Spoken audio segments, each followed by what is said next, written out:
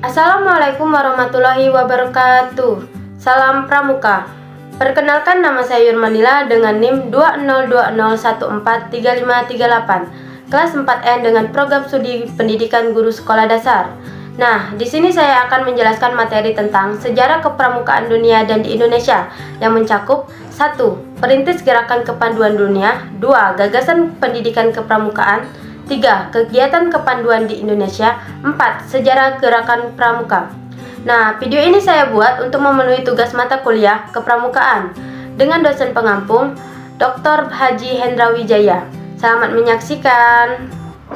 Yang pertama, saya akan menjelaskan perintis gerakan kepanduan dunia.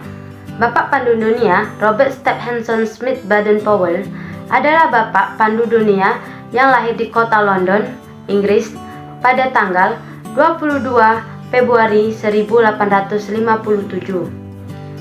Para pandu pramuka biasa memanggil beliau dengan sebutan Baden-Powell atau BP. Selanjutnya, gagasan pendidikan kepramukaan. Nah, pada gagasan pendidikan kepramukaan ini terbagi menjadi 3 sistem pendidikan. Yang pertama, sistem pendidikan kepramukaan memiliki sistem pendidikan terorganisasi dan lengkap dengan 5 komponen-komponen utamanya, yang meliputi tujuan pendidikan, peserta didik yang mendidik, metode pendidikan, dan materi pendidikan atau kurikulum. Yang kedua, sistem pendidikan bagi peserta didik.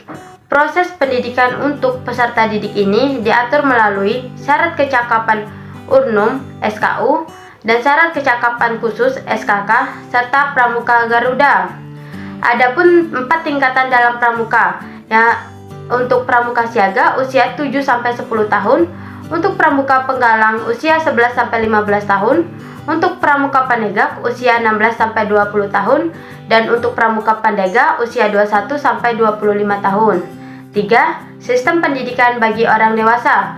Pendidikan bagi orang dewasa dalam gerakan pramuka ditunjukkan kepada pemberian bekal kemampuan agar orang itu dapat mengabdikan dirinya secara sukarela dan aktif menjalankan kewajibannya sebagai pembantu pembina pramuka, pelatih pembina pramuka, pembantu andalan, anggota majelis pembimbing, dan staf kuartir.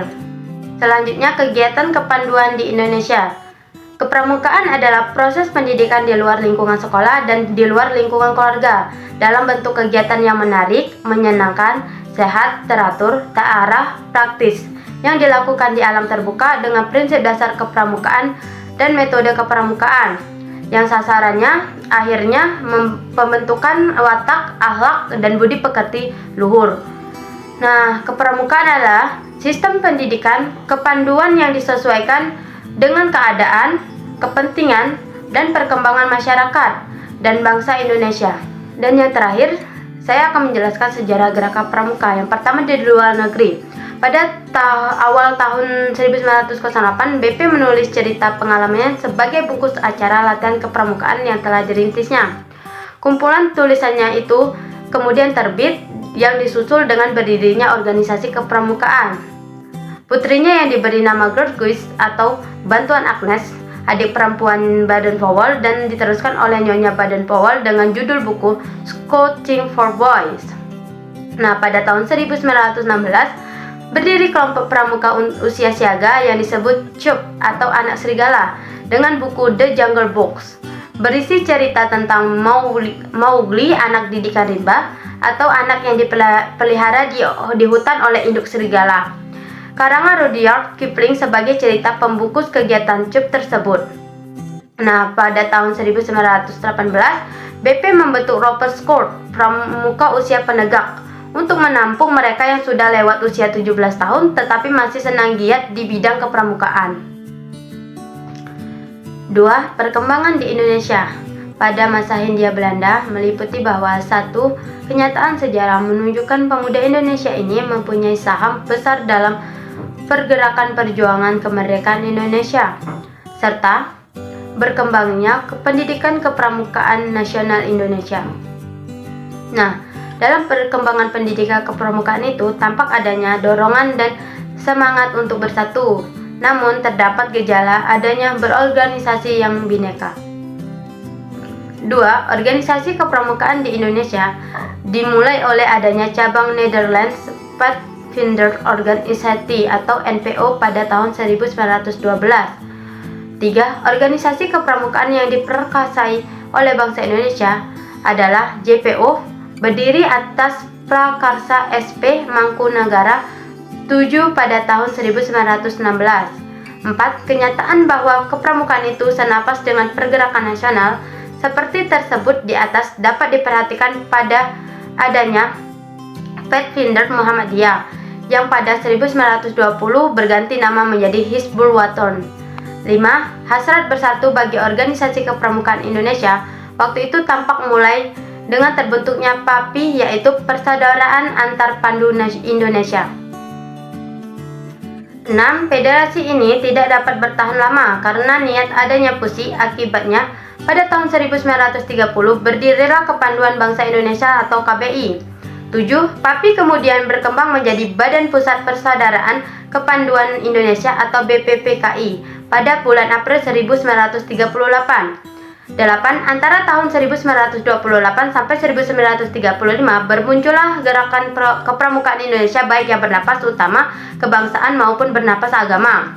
9. Sebagai upaya untuk menggalang kesatuan dan persatuan, Badan Pusat Persaudaraan Kepanduan Indonesia atau BPPKI merencanakan All Indonesian Jamboree. Nah, selanjutnya pada masa bala tentara Dai Nippon, partai dan organisasi rakyat Indonesia, termasuk gerakan dilarang berdiri. Namun upaya menyelenggarakan Perkindo II tetap dilakukan. Dan selanjutnya masa Republik Indonesia, sebulan sesudah proklamasi kemerdekaan Indonesia, beberapa tokoh kepramukaan berkumpul di Yogyakarta dan bersepakat untuk membentuk Panitia Kesatuan Kepanduan Indonesia. Sebagai suatu panitia kerja, akhirnya melakukan Kongres 1 dan Kongres 2, maka dibentuk hasil terbentuknya Pandu Rakyat Indonesia. Dan pada tahun 1953, INPINDO berhasil menjadi anggota kepramukaan dunia. INPINDO merupakan federasi bagi organisasi kepramukaan putra, sedangkan bagi organisasi putri terdapat dua federasi, yaitu PKPI Persatuan Kepanduan Putri Indonesia dan POPINDO Persatuan Organisasi Pandu Putri Indonesia. Baik, terima kasih. Itu tadi penjelasan dari saya tentang materi sejarah kepramukaan dunia dan di Indonesia yang dapat saya sampaikan. Jika terdapat kesalahan dalam pengucapan dan hal-hal tertentu, saya mohon maaf. Semoga video ini dapat bermanfaat untuk teman-teman sekalian. Saya akhiri. Wassalamualaikum warahmatullahi wabarakatuh.